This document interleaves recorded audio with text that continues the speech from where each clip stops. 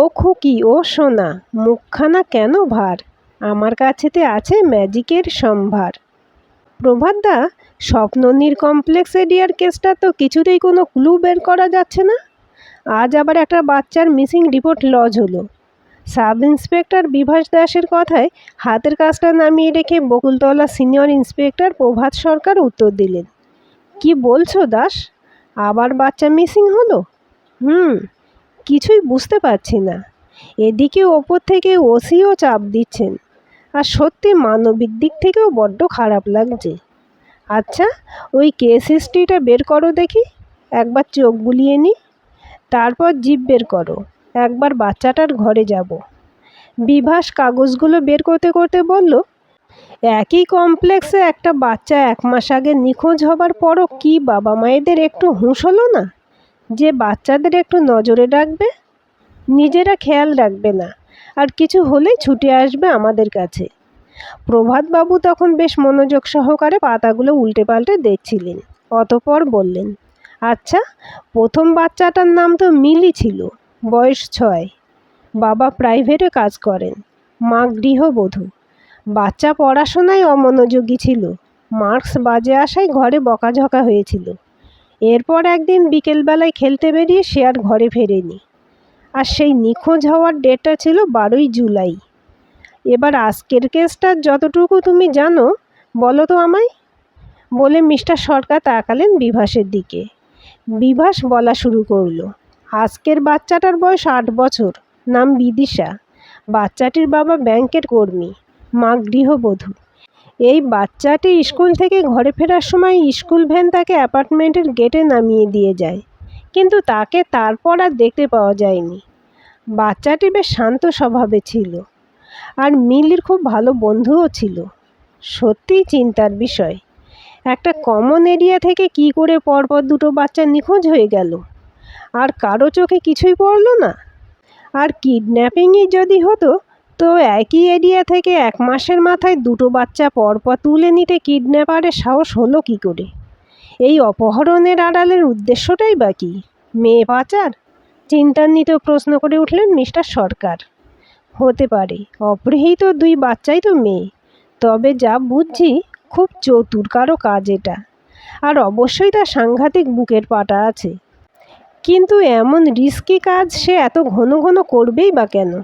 যেখানে আগের ঘটনার পর আমরা 5-6 বার করে রাউন্ডে গিয়েছি, পরের 10 দিন এক হাবিলদারকেও আশেপাশে নজর রাখতে বসিয়েছিলাম, কিন্তু কাজের কাজ তো কিছুই হচ্ছে না তাতে। একবারও তো কিডন্যাপারের টিকিও ধরা যাচ্ছে না। আমার কেন জানি কমপ্লেক্সের মধ্যে কারোর জড়িত থাকার কথা মনে হচ্ছে। নইলে কথোপকথনের মধ্যেই কনস্টেবল বিশু এসে জানিয়ে গেল জিপ রেডি আছে। তখন প্রায় বিকেল 4টে হবে। কমপ্লেক্সের মধ্যে পুলিশের গাড়ি ঢুকতেই ভেতরের একটা স্বাভাবিক উত্তেজনা ঘিরে ধরল গাড়িটাকে। চারদিকের প্রশ্নগুলো খুব মর্মান্তিকভাবে আসতে শুরু করলো। মিস্টার সরকার আর মিস্টার দাস কোনো রকমে সব কাটিয়ে ব্লক 6 ফ্ল্যাট 4C এর দরজার সামনে দাঁড়াতেই শিলাদিত্য চন্দ মানে মিসিং মেয়ের বাবা বেরিয়ে এলেন। ঘরে ঢুকে পুলিশ বুঝলেন পরপর 2টো বাচ্চা মিসিং হওয়ায় মারাত্মক এফেক্ট ফেলেছে বাবা মায়ের উপর। বাচ্চাটির মা কিছুক্ষণ পরপর ফিট হয়ে যাচ্ছেন, বাবা কোনো রকমে কথা বলার অবস্থায় আছেন। শোনা গেল বাচ্চাটি সেদিন স্কুলে যেতই না যদি না পুকাই তাকে ডাকতে আসতো, কারণ তার মা আগের কদিন বাড়িতে ছিলেন না। আশপাশ থেকে বাচ্চাটির মা বাবার মধ্যেকার দাম্পত্য কলহের ইঙ্গিত পাওয়া গেল তার কারণস্বরূপ। সব শুনে পুলিশ একবার পুকাইকে ডেকে কথা বললেন। 5 বছরের বাচ্চা ছেলে পুকাই তেমন কিছুই সঠিকভাবে বলতে পারে না, তার উপরে পুলিশ দেখলে তোতলায়। তাও ভাঙা ভাঙাভাবে বলল, মিট্টি বিট্টু সবাই বলল বিদিশাদি 2 দিন স্কুলে যায়নি, আজ ডেকে আন, তাই তো ডাকতে গিয়েছিলাম। ফেরার পথে গাড়ির মধ্যে মিস্টার সরকার ও মিস্টার দাস দুজনেই স্তব্ধ ছিলেন। সেটা ফ্ল্যাটের লোকেদের কটূক্তি বা অপ্রীতিকর পরিস্থিতির সম্মুখীন হওয়ার কারণে নয়, বরং নিজেদের আরও সচেতন না থাকার কারণটাই বিবেককে পিন ফোটাচ্ছিল যেন। বাচ্চার কেস সত্যি ভীষণ সেন্সিটিভ হয়। সেখানে পরপর 2টো জলজ্যান্ত বাচ্চা নিখোঁজ হয়ে গেল। মিস্টার সরকার থানায় গিয়ে এক গোপন অনুসন্ধানকারী শিবুকে ডেকে পাঠালেন। আর ওকে টানা ওই এরিয়াতে বিবিধ ক্যাজুয়াল পোশাক পরে নজর রাখতে বললেন। পারলে আরও একজনকেও জোগাড় করতে বললেন ওর কাছে পিঠে থাকার জন্য। অতঃপর চিন্তান্বিত কণ্ঠে মিস্টার সরকার মিস্টার দাসকে বললেন, পারলে একটু বাচ্চা দুটোর পারিবারিক দিক থেকে কোনো শত্রু আছে কিনা খবর নিন তো। এখন মানুষ নামেই মানুষ আছে শুধু, আসলে পিশাচ হয়ে গেছে। হতে পারে দুটো কেসের ভিউ আলাদা আলাদা, আরও ইনভেস্টিগেশন চালাতে হবে। হ্যাঁ স্যার, ঠিকই বলেছেন, হতে অনেক কিছুই পারে। আমি আজই লোক লাগাচ্ছি, সম্মতিসূচক স্বরে বললেন মিস্টার দাস। কিন্তু অনেক চেষ্টা করেও ঘটনা 7 দিন কেটে যাওয়ার পরও কোনো সুরাহা করা সম্ভব হলো না। পুকাইয়ের দাদা অদৃশ মিশনারিজ স্কুলে ক্লাস 8-এ পড়ে। বেশ মেধাবী ছাত্র সে, মাঝে মধ্যে বাড়িতে ছুটিতে আসে। সেরকমই সে এসেছে ঝুলন আর রাখি পূর্ণিমার ছুটি উপলক্ষে। এসেই এসব খবর শুনে খুব মন খারাপ হয়ে যায় তার। ছোট ছোট বোন দুটোর মুখগুলো তার চোখের সামনে ভেসে ওঠে। পুলিশের নির্দেশে সব বাচ্চাদের বিকেলে খেলার মাঠে যাওয়া বন্ধ হয়ে যায়। অ্যাপার্টমেন্টের ছাদে ওরা বসে গল্প করতে থাকে। বাড়িতে আসলেই অদৃশ অ্যাপার্টমেন্টের ব্লক 5-এর একটা ফ্ল্যাটে যায়। সেখানে একজন বয়স্কা মহিলা থাকেন, যাকে সবাই মাম্মাম বলে ডাকে। তিনি প্রায় বছর দেড়েক ধরে বেশ অসুস্থ। ছেলে বাইরে থাকেন। ঘরে 24 ঘন্টার জন্য একজন আয়া মিনতি মাসি থাকে। এই মাম্মাম অদৃশের ঠাকুরমার খুব কাছের বন্ধু ছিলেন। তাই ঠাকুরমা মারা যাওয়ার পরেও অদৃশ তার কাছে এসে ঠাকুরমাদের আগের জীবনের গল্প শোনে। মনটা ভালো হয়ে যায় তার। সেদিনও তাই সেখানে আসতে দেখলো লিফটটা খারাপ, তাই 3 তলায় সিঁড়ি বেয়েই উঠতে লাগলো। অতঃপর 1 তলা ক্রস করে 2 তলার দিকে যেতেই অচেনা দুজনের কথোপকথন কানে আসে তার। একজন বয়স্ক মহিলার কণ্ঠ আর একটি অল্প বয়সী ছেলের গলা। বুবুন, তুই বুঝছিস না, এসব করে কিচ্ছু হবে না। না মা, তুমি জানো না, ওই বাবা বলেছেন এভাবেই হবে। তুমি কি চাও না তোমার এই ছেলেটা বাঁচুক? আমি অবশ্যই চাই বাবা, কিন্তু তার জন্য এত বড় রিস্কের কাজ তুই করিস না। দেখো মা, যেটার যা নিয়ম তা তো করতেই হবে। তুমি শুধু 3 নম্বর ব্যবস্থাটা করে দাও আমায়, ব্যাস, তবেই আপাতত আমার কাজ শেষ। বুবুন, বোঝার চেষ্টা কর, ও খুবই ছোট। তাছাড়া লোকজন এখন খুব সচেতন হয়ে গেছে। এমন সময় পেছন থেকে অদৃশের কাঁধে হাত পড়ল একজনের। কী রে, এখানে কি করছিস? মাম্মামের সাথে দেখা করতে এসেছিস? অদৃশ চমকে পেছনে চেয়ে দেখল বিতান আঙ্কেল। খেয়াল করলো ওপরের কথোপকথনটা আর শোনা যাচ্ছে না। তারপর আঙ্কেলের দিকে চেয়ে উত্তর দিল, হ্যাঁ। তারপর দুজনের কিছু কুশল মঙ্গলজাত কথোপকথনের সময় অদৃশের নজরে এলো একটা 20-22 বছরের ছেলে ওপরে সিঁড়ি দিয়ে নিচে নেমে এসে তাকে ক্রস করে বেরিয়ে যাচ্ছে। কিন্তু কারোর দিকে কৌতূহলবশতও চেয়ে দেখল না সে। ছেলেটার গায়ের রং চাপা, মাথায় খাঁড়া খাঁড়া চুল, আর কেমন একটা দীর্ঘ অসুখে ভোগা চেহারার ছাপ রয়েছে চোখে মুখে। অতঃপর অদৃশ ওপরে মাম্মামের ঘরে উঠতে উঠতে ভাবল, কোন মহিলার সাথে এই ছেলেটা কথা বলছিল? এই অ্যাপার্টমেন্ট বেশ পুরনো। প্রথম দিকের অনেকেই নিজেদের ফ্ল্যাট বিক্রি করে দিয়ে শহরের বুকে ঝাঁ চকচকে ফ্ল্যাট নিয়েছে, তাই সবাইকে এখন চেনেও না সে। তারপর আবার সে এখানে মাঝে মধ্যে আসে। এসব ভাবতে ভাবতে সে এসে পৌঁছালো মাম্মামের ফ্ল্যাটের সামনে। সেদিন রাতে শুয়ে অদৃশের চিন্তায় ঘুরতে লাগলো ওই সিঁড়িতে শোনা কথাগুলো। কী বিষয়ে কথা হচ্ছিল ওদের? কে এই ছেলেটা? আর লোকজনের সচেতনতার প্রসঙ্গ কেন উঠেছিল মহিলার মুখে? অনেকক্ষণ ধরে ভেবেও অদৃশের মাথায় তেমন কিছুই আসলো না ওই কথাগুলোকে ঘিরে। অগত্যা ধরে নিল হয়তো এমনি মা ছেলের মধ্যেকার কোনো কথা হচ্ছিল। প্রায় দিন 10 পরে অদৃশ আবার ফ্ল্যাটে ফেরে, হাফ ইয়ারলি পরীক্ষা শুরু হওয়ার আগের একটা ছোট্ট ছুটিতে। সেদিন বাড়ি ফিরবার পথে ওদের অ্যাপার্টমেন্টের বাইরে খেলার মাঠে ওর পরিচিত 2-3টে বাচ্চা চোখে পড়ে। তাদের মায়েরাও ছিল কাছে পিঠে। একা না ছাড়লেও ওরা এখন যে মায়েদের সাথে বাইরে খেলতে বেরিয়েছে সেটা দেখে ভালো লাগে অদৃশের। সামনে এগোতেই দেখে এক বয়স্ক বেলুনওয়ালা দাঁড়িয়ে। বেলুন বিক্রির জন্য বাচ্চাদের দিকে চেয়ে আকর্ষক ডাক দিচ্ছে সে। তাকে পাশ কাটিয়ে অ্যাপার্টমেন্টের গেট পেরিয়ে ভেতরে ঢুকতে দেখে একটা ছোট্ট মেয়ে পরীর মতো ফ্রক করে কুটুস কাটুস করে কথা বলতে বলতে একজন মাঝবয়সী মহিলার সাথে গেটের দিকে যাচ্ছে। বাচ্চাটা সামনের দিকে হাত বাড়িয়ে শিশুসুলভ উত্তেজনায় বলছে, বেলুন। অতঃপর নিজের ফ্ল্যাটে ঢোকে অদৃশ। ঠিক তখনই হঠাৎ তার খেয়াল হয় ওই বেলুনওয়ালাকে আগে কোথাও যেন দেখেছে ও। এক মনে চিন্তা করতেই মনে পড়ে যায় সেই সিঁড়ি দিয়ে নেমে আসা ছেলেটার মুখটা। কিন্তু সে বেলুনওয়ালার বেশে বয়স্ক লোক সেজে এখানে দাঁড়িয়েছিল কেন? তবে কি সেই ছেলে ধরা? ভাবতেই আঁতকে ওঠে ওর ভেতরটা। এক মুহূর্ত দেরি না করে ও ফ্ল্যাট থেকে বেরিয়ে আবার ছুটতে ছুটতে প্রায় ফিরে যায় সেই জায়গায়। কিন্তু সেই বেলুনওয়ালাকে আর কোথাও দেখতে পায় না সে।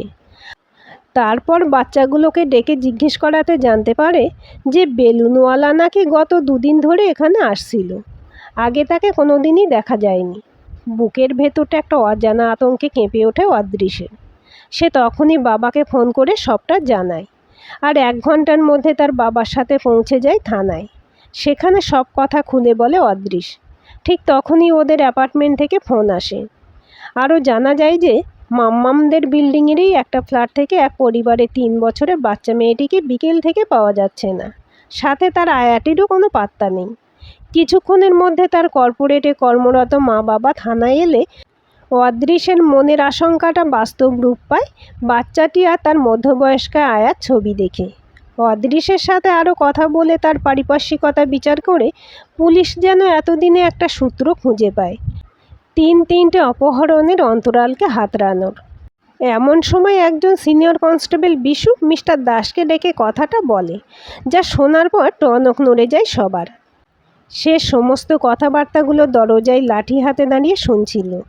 আগের ঘটনাগুলোতেও সে গিয়েছিল অ্যাপার্টমেন্টে, তাই সে এই কেসটার মোটামুটি সবই জানে। সে জানায় যে বাচ্চা 3টির অপহরণের তারিখগুলো সবকটি প্রতি মাসের অমাবস্যার আগের দিনের। হয়তো পুরো ব্যাপারটা কাকতালীয় হলেও হতে পারে, কিন্তু তার অন্য একটা সম্ভাবনাও থেকে যায়। তার ব্যাখ্যা প্রসঙ্গে কনস্টেবল বলতে শুরু করে যে সে শুনেছে তার গ্রামে নাকি এক তান্ত্রিক বাবার কথায় একজন বাচ্চাদের অমাবস্যার আগে তুলে আনতো আর বলি দিত তার নিজের বাচ্চাকে বাঁচানোর জন্য। শুনে সবার গা শিউরে ওঠে, কিন্তু তারিখ সংক্রান্ত যুক্তিটা একেবারে ফেলে দেবার মতোও নয়। অতঃপর অদৃশ্যের মুখের বর্ণনা অনুযায়ী এক এক্সপার্টকে ডেকে বেলুনওয়ালা বা সিঁড়ি দিয়ে নেমে আসা অজ্ঞাত ছেলেটির স্কেচ করেন পুলিশ ইন্সপেক্টর মিস্টার সরকার। আর সেটি নিয়ে বেরিয়ে পড়েন এলাকার আনাচে কানাচে সব তথাকথিত বাবাদের খোঁজে। কিছু বাবারা তো এতটাই ভণ্ড যে দূর থেকে পুলিশের গাড়ির আওয়াজ পেয়েই নিজেদের তল্পা গুটিয়ে পরিমরি করে পালাতে থাকে। কেউ বা তার কপালের উজ্জ্বল দীর্ঘ লাল তিলকে আর পরনের গেরুয়া বসনে কনফিডেন্স দেখিয়ে কথাবার্তা বলে পুলিশের সাথে। এমন করতে করতেই পরের দিন এক বাবার ডেরায় গিয়ে পুলিশ ভয়ানক জটিল কেসের একটা দিশার সন্ধান পায়। সেই তান্ত্রিক বাবা ছেলেটির স্কেচ দেখে তাকে চেনে বলে জানায়। আর এও বলে যে ছেলেটি নাকি তার কাছে 3.5 মাস আগে এসেছিল। এসে বলেছিল যে তার ওপরের দুটো দাদা মরে গেছে 22 বছর বয়সে। তার এখন 21 চলছে। বড্ড রোগে ভুগছে সে। তাই তারও মনে হচ্ছে যে সেও ওই 22 বছর বয়সে মরে যাবে। তাই বাবার কাছে এর প্রতিকারের কোনো বিধান চায় সে। কোনোভাবে বুঝিয়ে সুঝিয়ে তাকে সেদিন ফেরানো গেলেও পরের দিন সে আবার আসে সেখানে আর বলে যে শাস্ত্রে আছে কুমারী পুজো করলে মঙ্গল হয়। এই বলে একটা কাগজ ধরে সে পড়তে থাকে বিভিন্ন বয়সী কুমারীদের কি বলে ও তাদের পুজো করলে কি কি উপকার হতে পারে। তাই সেও কুমারী পুজো করতে চায়। আর সেরকম বাচ্চা জোগাড় করে প্রতি মাসের অমাবস্যায় এখন থেকেই পুজো শুরু করতে চায় সে। এতগুলো সম্ভব না হলেও অন্তত 3টে বাচ্চার জোগাড় সে করবেই।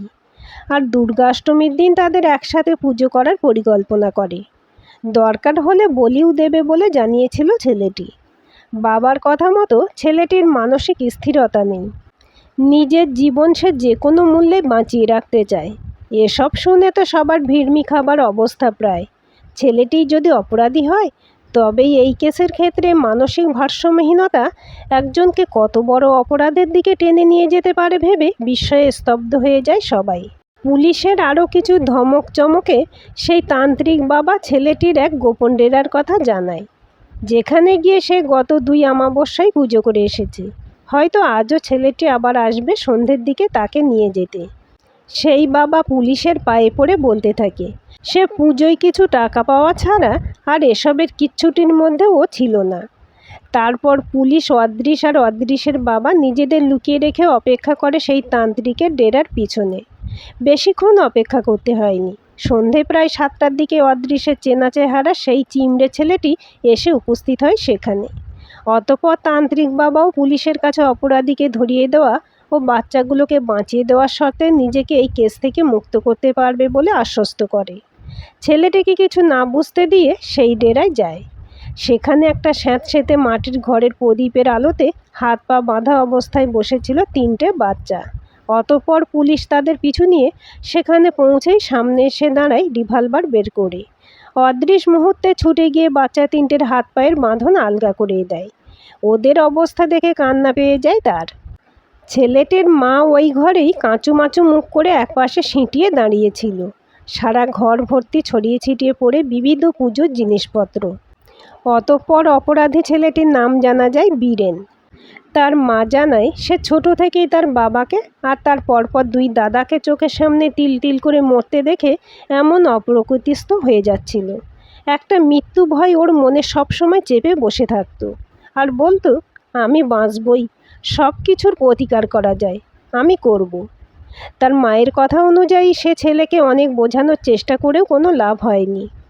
এসব কথা শোনার পর ছেলেটিকে পুলিশ এ ব্যাপারে জিজ্ঞেস করাতে সে প্রথমে চুপ করে থাকে। তারপর পুলিশের রুলের বাড়িতে উঠে আসে তার অবান্তর যুক্তিগুলো। প্যান্টের পকেট থেকে একটা দোমড়ানো কাগজ বের করে কেমন একটা এলোমেলো দৃষ্টিতে সে পড়তে থাকে। 6 বছরের কুমারীর নাম উমা, যার পুজো করলে শত্রু নাশ হয়ে যায়। 8 বছরের কুমারীর নাম কুম্ভিকা, যার পুজো করলে শত্রুকে মোহিত করা যায়। আর 3 বছরের কুমারীর নাম ত্রিধামূর্তি, যার পুজো করলে আয়ু বৃদ্ধি হয়। কথাগুলো বলতে বলতে সে একটা বাচ্চার দিকে অঙ্গুলি নির্দেশ করে দেখায়। পুলিশ বুঝতে পারে তান্ত্রিকের কথাগুলো সঠিকই ছিল।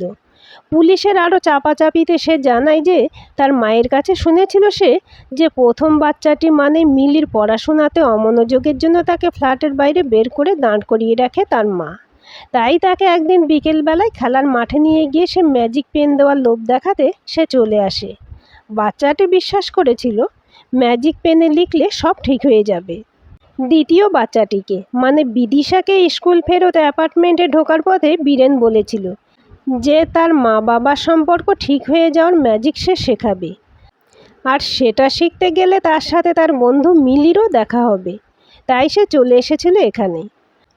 তার মা বাবার সম্পর্ক সম্বন্ধে তথ্যও যে বীরেনকে তার মাই দিয়েছিল তা অনুমান করতে পারে পুলিশ। তৃতীয় বাচ্চাটি খুবই ছোট ছিল, তাই বেলুনের লোভী তাকে এখানে নিয়ে এসেছিল সেদিন। সব শুনে তো পুলিশ অবাক হয়ে বসে পড়ে। এই ছেলে নাকি অপ্রকৃতিস্থ, যে তার মায়ের কাছ থেকে জানা তথ্যের উপর ভিত্তি করে বুদ্ধি খাটিয়ে একটা বাচ্চাকে তুলে এনেছে এখানে আর শাস্ত্রের বুলি আওড়াচ্ছে। আর তার মা বলতে চাইছে যে ছেলে নাকি মানসিক ভারসাম্যহীন। মিস্টার সরকার সব শুনে রাগে গর্জে উঠে বললেন, কেউ পাগল নয়, সব শয়তান, তোলো এদের সব, থানায় নিয়ে গিয়ে একটু খাতিরদারি করিয়ে দেন। অতঃপর বাচ্চাগুলোকে উদ্ধার করে বীরেন আর তার মায়ের যোগ্য ব্যবস্থা করে পুলিশ। বাচ্চাগুলো যে যার ঘরে নিজের মা বাবার কাছে ফিরে যাওয়াতে অ্যাপার্টমেন্ট একটা খুশির বাতাবরণ তৈরি হয়। অ্যাপার্টমেন্ট কমিটির হেড নরেশবাবু পুজো ফাংশনের স্টেজে অদৃশ্যের হাতে একটা পুরস্কার তুলে দিয়ে বলেন, আজকের এই পুজোর দিনে সবার মুখে হাসি ফিরিয়ে আনার পিছনে ছিল এই ছেলেটির বিচক্ষণতা ও উপস্থিত বুদ্ধি। তবে সব বাবা মাদেরও একটা কথা বলি, সতর্ক থাকবেন সব সময়, আর চেষ্টা করবেন বাচ্চাদের বড় করতে গিয়ে আপনাদের আচরণের মধ্য দিয়ে যেন কোনোভাবেই তাদের মনের ঘরগুলোতে ভয়ের আঁধার ঢুকে না পড়ে, তাদের ঘরের প্রতি বিশ্বাস না ভেঙে যায়। আপনারা যে তাদের কতটা আপন সেটা তারা এবং আপনারা উভয়ই উপলব্ধি করে বাঁচুন। এতক্ষণ শুনলেন শেলী ভট্টাচার্যের লেখা অপহরণের আড়ালে গল্পটি।